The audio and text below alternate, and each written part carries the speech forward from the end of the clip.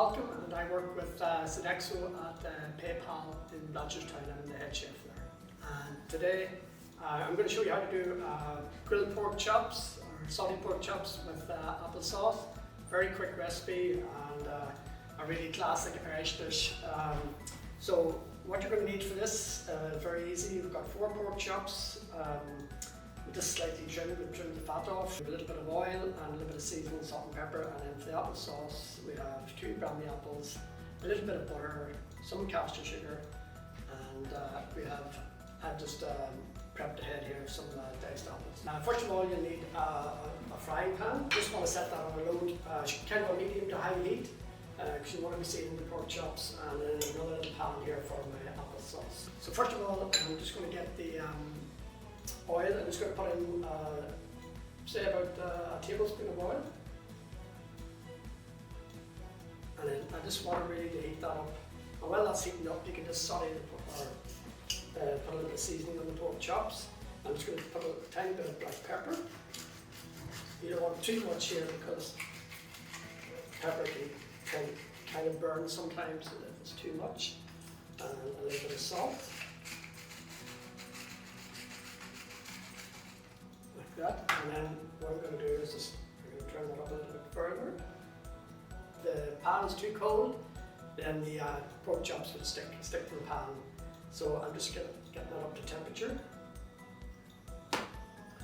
And in this case, I'm going to cook 2 pork chops in this pan. You'd want a larger pan. If you were doing the 4 pork chops together, then you would need a larger pan. But in this case, I'll do the 2 pork chops, and then I could only set them aside in a medium oven or a low oven, say around about 120 degrees Celsius, just to keep your pork chops warm when you cook the other ones in. So I think that's just coming up there. So I'm just going to put the seasoning side down first.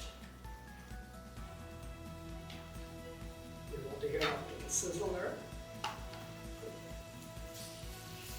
And then what I'm going to do is then I'm going to season the top side of the seasoning. Of course, we're trying to reduce our salt intake these days, so as much or as little as you like, just always helps the flavour. And then in the meantime, when they're cooking, you're making the applesauce. So you peel your apples, you cut them into small cubes, about 1 centimetre, and then what we're going to do is we're just going to pop in the butter first.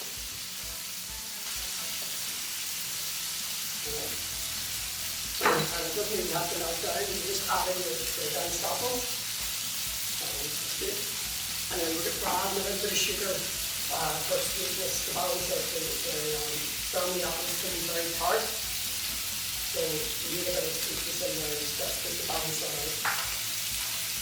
And then what you want to do is put on a medium heat. Just stir everything through. And then you can leave that, and that should take about 10 minutes or so until the apples are nice and soft, and they'll start to puree down and come into a nice mush. So in the meantime, the pork chops will start cooking away. So we have a little bit nice and golden on one side. We're just going to turn it over. Start giving the other side a nice season. And then I've served it with some lovely green veg, some peas or some broccoli as well to go well. As again, it's a very simple dish, not very difficult at all, but pork is great meat, underused currently sometimes. Everybody goes for bacon and sausages and stuff like that, but this is from the centre cut of the loin. It's very flavoursome. It's also, it'll keep its moistness. As long as you don't overcook it, it'll be nice and moist for yourself as well. A few tips as well, you could add in some thyme or rosemary into your pan as well. And that will add to the flavour if you're lucky enough to have some fresh greens or thyme. Just keeping an eye on the apple. So just give it a stir.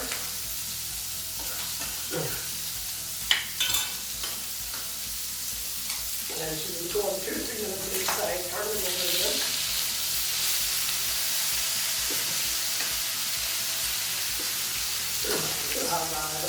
mashed potatoes prepped from earlier. So I'm just going to pop them onto the plate.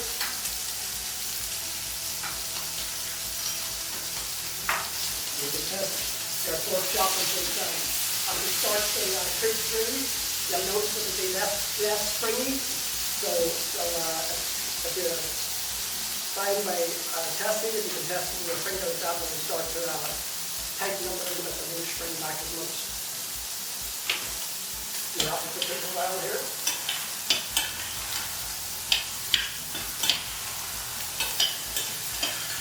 See that? That's the same way.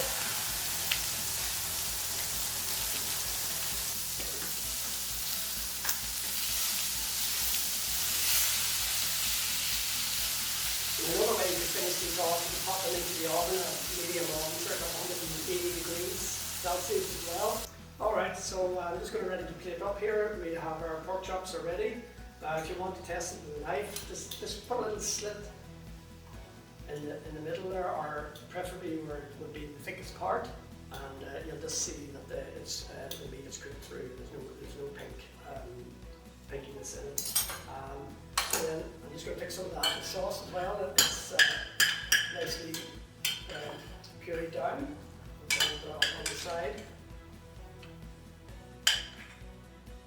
And then I'm just going to pop on the pork chop. Now ideally you would like, once your pork chops are finished and you've checked that they're cooked through, you want to leave them for approximately 6 to 10 minutes. You can leave them in the pan because they'll start to relax.